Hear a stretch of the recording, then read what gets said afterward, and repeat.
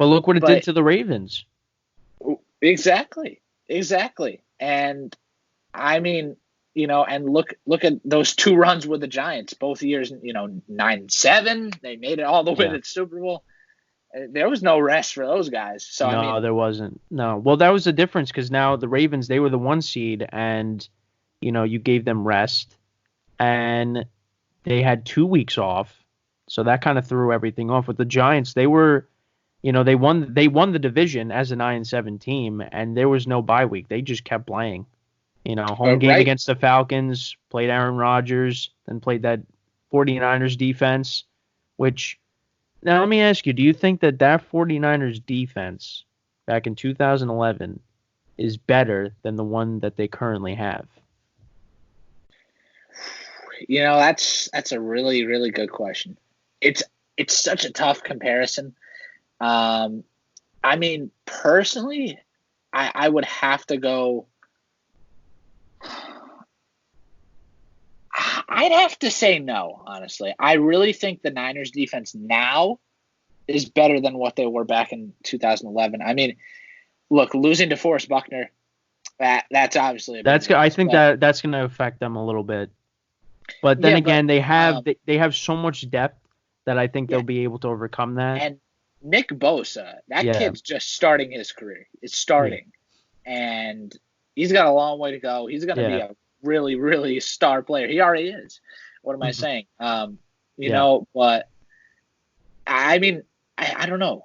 There's just so many good weapons on that defense outside of Bosa. Yeah, let's see. D Ford. Eric Armstead. Yeah, Eric Armstead. You got Richard Sherman. Sherman, yes, that's right, with the game-winning pick. Yeah. Or the game-sealing pick, I should say. Yeah. No, that game was over long before NFC Championship was over long before that interception, buddy. Yeah. I mean, the only hope the Packers really had is like when Devontae Adams scored that touchdown. It's like maybe, but it was probably too late anyways then. So I knew when it was over, I knew it was over, and it was in. We'll say when it was 17-0, I knew it was over. yeah, You could even say 10-0, it was over. Actually, no. You know what? We'll say when Mostert ran it in for a touchdown on 3rd and 8 from like the 28 or something like that. I knew the game was over. I'm like, yeah, this is going to be another blowout. But you know what? See, now thankfully tonight I'll be able to watch a Packers team that, if they went up against that 49ers defense, maybe could take them on. man, dude, watching Brett Favre's last game at Lambeau with the Vikings there, that was the Packers team. Oh my gosh, dude, Aaron Rodgers looked like a baby. Greg Jennings was on that team with Donald Driver. I think, who's their running back? Was it Eddie Lacy still back then? Or? No, Eddie Lacy was 13 through 16. I think it was Ryan Grant. Starks was also on that team too. Yeah, Ryan. Starks was there from like 2010 to 16, I think. Yeah, that's right. Yeah, but those were the days of the Packers, man. Those were the good old days. Yeah, no, I've been watching a lot of old Packers games. DJ Raj. That was a really good team. Yeah, and that secondary was Sam Shields and Tramon Williams when he was younger. Casey Hayward, Micah Hyde. That was a good team. I mean, no, because I've been watching a lot of old Packers games from the 13 to 14 season. That was when I really just loved Aaron Rodgers and loved Jordy Nelson, and I loved Eddie Lacy. I mean, those were great teams that could have, not. And they're all gone except for Rodgers now. Yeah, I mean, like 13, Rodgers broke his collarbone and he came back in the final week of the season, but you could tell that Aaron Rodgers now in this current point of his career is not the same as he was. I mean, he's still fantastic, but he's not like what he was back then. Back then, he could say, you know what, you guys aren't. It's the defense. It's not your day today. I got this. He could still do it, but not like consistently like he was back in the day. And that's kind of the unfortunate part. Is now we're at the later stage of Aaron Rodgers' career. There's no more. I mean, I shouldn't say there's no more because we saw in the Chiefs game him throw that touchdown pass to Jamal Williams, which was probably one of the greatest throws of his career. But Oh my gosh, I mean, amazing! his arm No one's strength ever gonna forget that his play. arm strength was so much better back in 13 and 14. I mean, Oh yeah, he could do whatever he wanted with that football. Not saying that oh he right. can't, but again, it's consistency. Um, Yeah, and it's a Hopefully little he's got different. one more run in him. I really hope he can do that, Oh, get his second ring. I think so. I think that's definitely possible for Rodgers. Kenny, we have some breaking news. Breaking news. As we're recording this, we have breaking news. All Oh, right, so great. from Adam Schefter and Adrian Wojnarowski of Yeah, ESPN. So in that conference call with President Trump and all those commissioners today, yeah. President Trump said he believes the NFL season should start on time in September, and he also said he hopes to have fans back in stadiums and arenas by August and September. Oh, okay. All right. Well, That's that's what we good. got right now. That's what we Okay. got. Well, that's good. That date though, that's unclear yet for when to have fans back in. If it all depends on what the medical experts find out and Yeah. what could be like a realistic timeline. So Hmm. I mean that's a long time to go without no fans. So I mean I don't know what these leagues are gonna do now. I That's don't know. an interesting move. But like you were saying though about the NBA before. Mhm. Adam Silver he was speaking on what he thought that the league could do, Yeah. and I was talking about this actually on my show last weekend with Johnny about this. So the NBA, if you look at their overall like TV rights deal, they have Mhm. an NFL type deal. They have Right. ESPN, ABC, TNT, NBA TV. They have all those networks that Yeah. cover their games. So Adam Silver was like, well, if we could, start the playoffs without fans, and then by the time the conference finals come around, bring back fans, that's not a huge loss for the NBA Yeah. because of they're getting so much revenue off of their TV package. Hmm. But if you look at the NHL and the MLB, they have limited television partners. Yeah. So they make most of their money off of ticket sales and Yeah. other stadium revenues.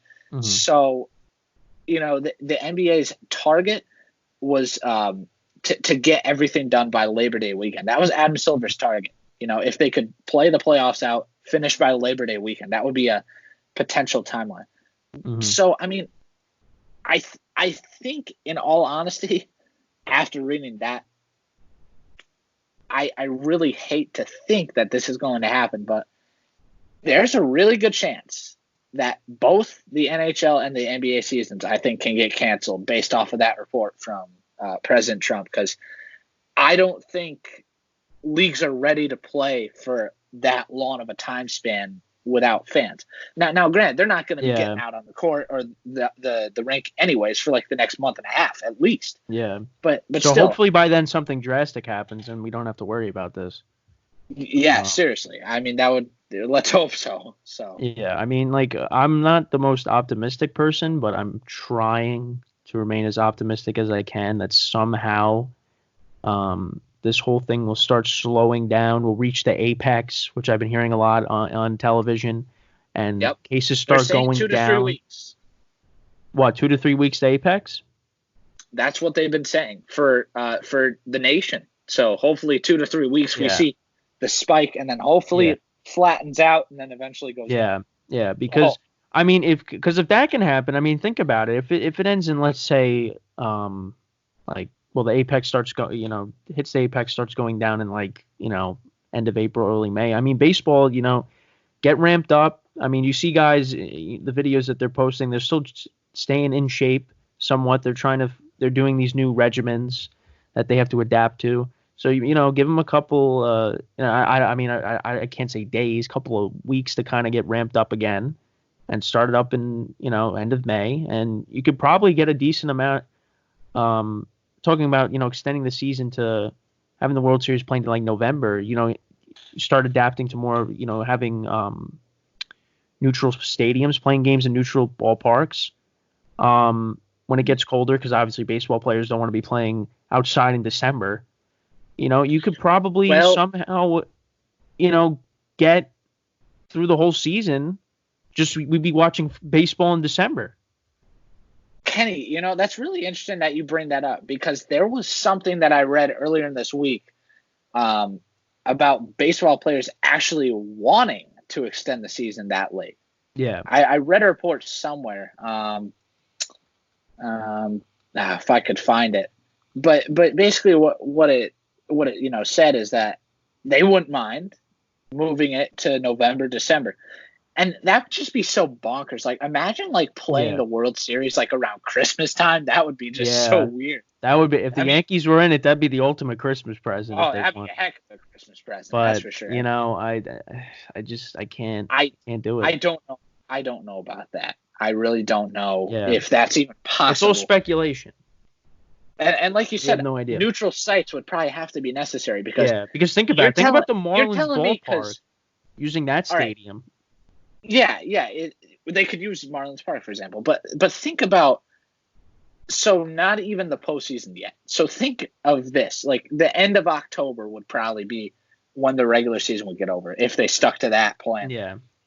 You're telling me we can play baseball games in Detroit in the end of October? Because the Yankees have played up there in the end of April. And it was snowing. Yeah, I remember that. That was what, 2015? Yes. 2015, 2016. Yeah. Fairly recent. That was when we had Gregorio Petit playing second base. Yeah, and I mean, Gregorio Petit. Those were. Yeah.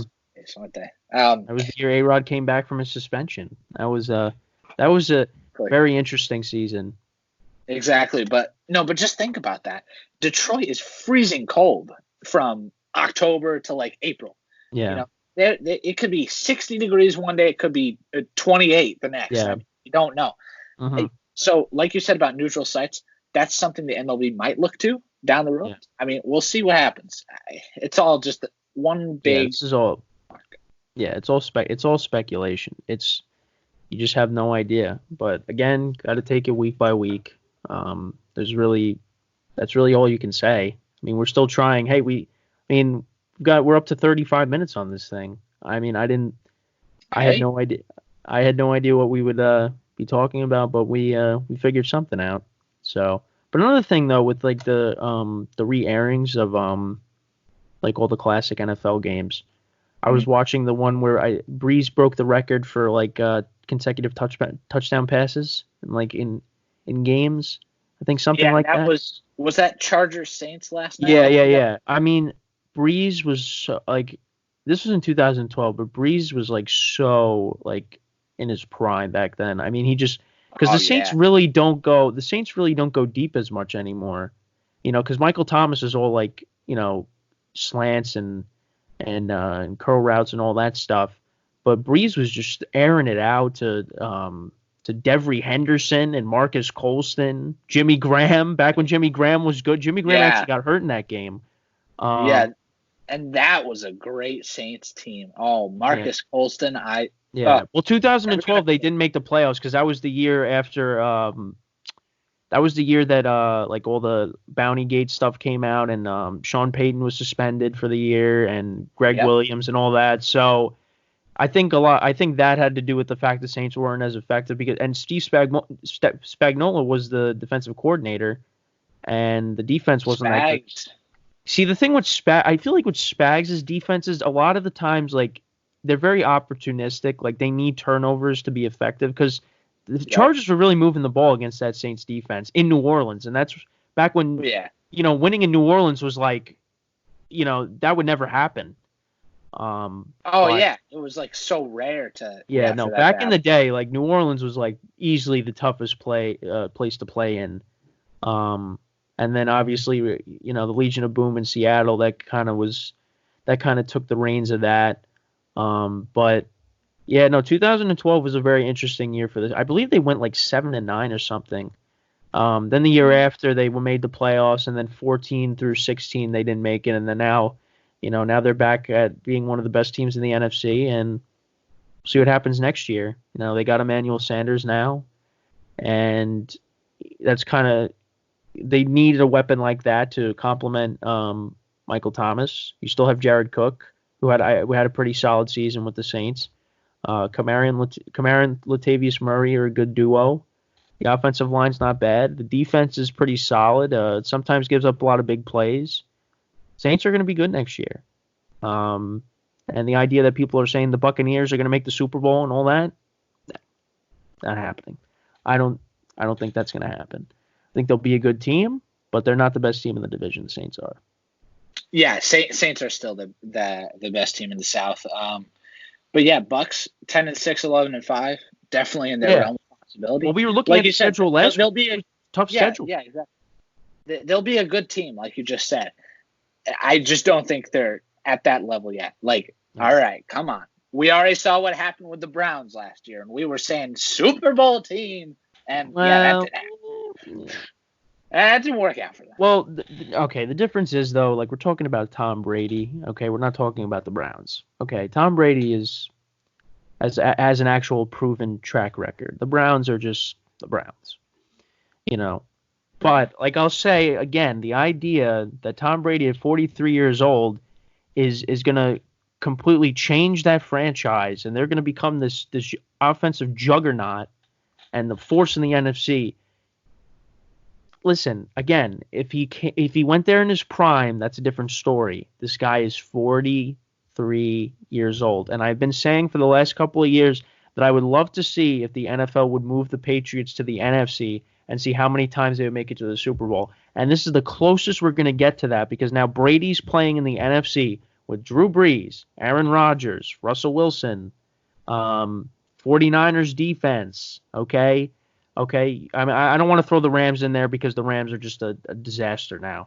Okay, good. No, Matt Ryan and Julio Jones, Todd Gurley now. Okay, you're playing better teams, better competition. This is not going to be a cakewalk where it's just, for all those years, it was just Peyton Manning and Roethlisberger were the competition that stood in your way, and you destroyed both of them during your career as a Patriot. So it's going to be tough. Now, except when you play the Giants, you'll blow them out by like 50 points. But it's not going to be a cakewalk. It's not, and it's going to be tough. He's going to have he's going to have a good season. I expect that, but I think this season it's going to be tough. It's not going to be, I got all these weapons, I'm going to be able to just walk right through the NFC. That's not happening. I don't think that's happening. Yeah, and that's a good point to think about, Kenny. Think if Brady was in the NFC all these years, we would have seen some amazing matchups. We would have seen Brady Rodgers and Brady Brees like almost every year instead of, every 4 years. I mean, we think about it. We were robbed of seeing Brady and Brees playing a Super Bowl. We've been robbed of seeing Rodgers and Brady playing in the Super Bowl.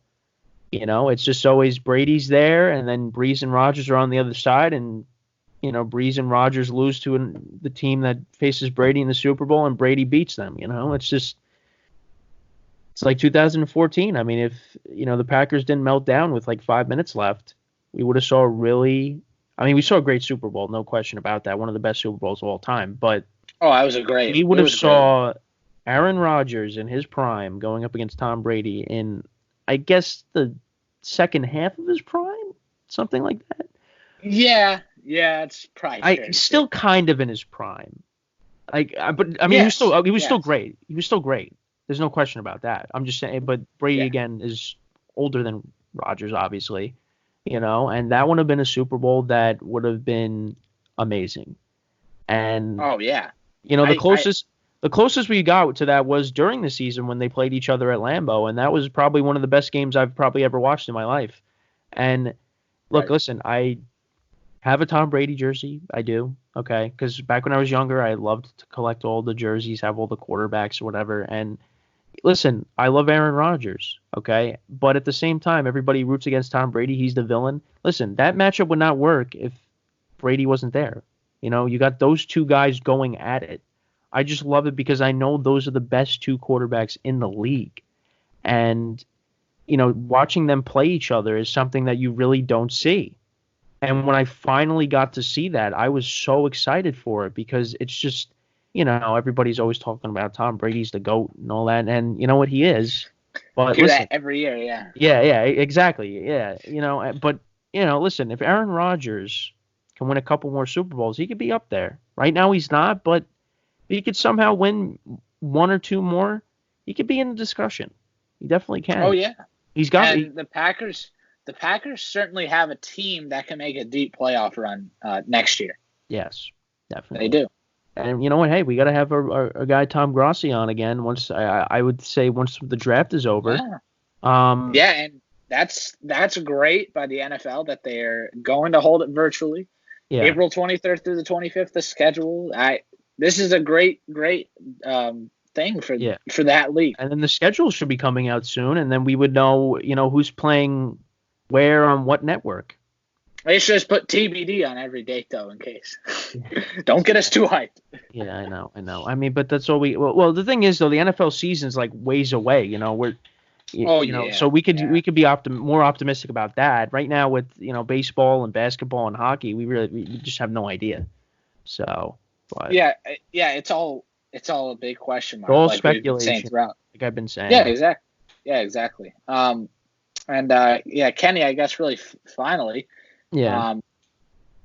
The big news that came out this week, for all the fans that were looking hyped for it this summer, the new Michael Jordan documentary, The Last Dance, set to come out April 19th on ESPN, and that's huge news because part one wasn't supposed to be out until June 2nd, and see how well that lasted.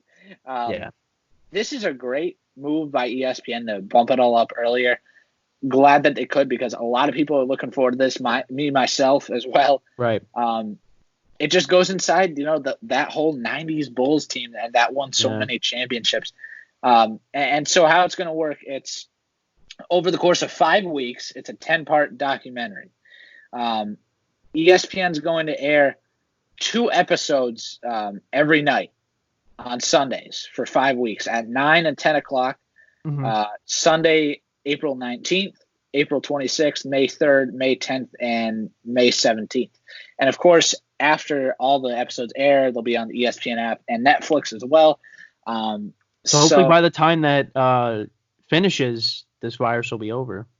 That's what I'm thinking. Maybe they know something. Maybe. Well, if we jam it into 5 weeks. So now you said 2 episodes a night, right? So how long is each episode? Each episode's 1 hour. Okay. Obviously, that's with commercials. We don't know how long they are without. Yeah. But well, I mean, think about it. When you look at like the re-airings of the games on NBC, each game is minimized to 2 hours, and that's without like the halftime show, without all the intros, without Oh, really, I know. Yeah. I know. So. And I've only seen like during one game, where Mike Tirico came on during the middle and was like, due to time constraints, we have to move forward a little bit. But that was like 2 minutes forward. It's like, it was like nothing. But so that's big news with The Last Dance. And also, for anyone who doesn't know already, talking about re-airs, Kenny, since we might as well focus on that since there's nothing else actually going on. Yeah. So throughout the rest of April, ESPN is airing classic games on select nights of the week. So Monday nights are Monday Night Football Classics, Tuesday nights MLB Classics, and then Wednesdays NBA Finals Classics. And looking at let's see where we can even start with the Monday Night Classics. Rewatching Chiefs Rams this past Monday was excellent. I'm never going to forget that game. Yeah, it's unfortunate that it was on ESPN. Yeah, I know. But that was a fantastic game. Just back and forth. Patrick Mahomes, Jared Goff. Yeah. I mean, up and look what down. happened to Jared Goff this past season. Yeah, he fell off the cliff a little. No. Yeah. But if I could get to the press release, that'd be great to see what games are when. But okay, here we are. Yeah, so Monday Night Classics, 5 games throughout the month. Of course, this past Monday was the Chiefs and the Rams from 2018. Hang on, I'm gonna share my screen to make it even better. Yeah, I was gonna That way say. you can see it. I was waiting for you to. Yeah, there we go. So there we go. Okay, that's the Steve Gleason game. The next one. Yeah. Is it sharing? Okay, that's why. Yeah. I can't see the red frame. So, Yeah. but yeah, Falcons and the Saints from 06 is next week. A classic Packers Vikings game on the 13th between Brett Favre and Aaron Rodgers. That's a great game to look forward to. And who doesn't like a Brady Manning matchup? That's on April 20th. And then the final Monday on April 27th, the Cowboys and the Bills from 07. And, Kenny, look at these announcers at the bottom. Mike Tirico, Al Michaels. I mean, it doesn't get any better than that. This is amazing. Like all these old broadcasting John crews Madden. too. John Madden was that was when ABC used to do Monday Night Football too. Yeah. It really something. And just overall, this is a great move by ESPN in general to air these classic games because the fans have a right to see them. They do. Yeah. And I mean, what else are you gonna do? I mean, SVP has even said it himself. He's like on SportsCenter every night. He's like, stuff is a little thin right now. We can't really, do anything much except air all these classic games.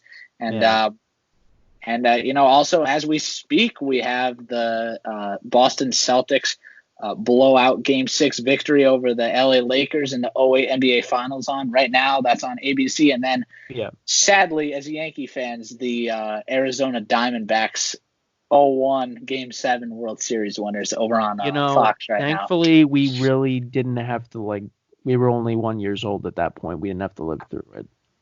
Yeah, that was that was painful. Instead we've had to live through the Marlins, the 3-0 comeback by the Red Sox, the Jabba Chamberlain game against the Indians with all the bugs, with all the gnats. The years of them just flat out missing the playoffs, not being able to hit in the playoffs, A-Rod being the last out every single time. Literally. The 2015 wild card game, Jose Altuve. We were born in the wrong time period. But I have a lot of friends that are Met fans, and they say, well, at least you got to see your team win a World Series. Yeah, but at least the Mets have been to a World Series a lot sooner than we have. Yeah. Okay, we didn't make the World Series at all. And correct me if I'm wrong, but if you win a championship, I think you want to win another one after that. Yeah, I would too. Yeah, and, so we weren't around for all the other 27 championships, okay? Or the 26 championships. So those championships don't mean anything to me, okay? I want to win another one. And look, who the heck knows about the Astros, but the Yankees had great chances to make it in 17 and 19. And they got robbed. So. Yeah, look, we talked about it. Look, they didn't hit, okay? That has nothing to do with sign stealing. They didn't hit.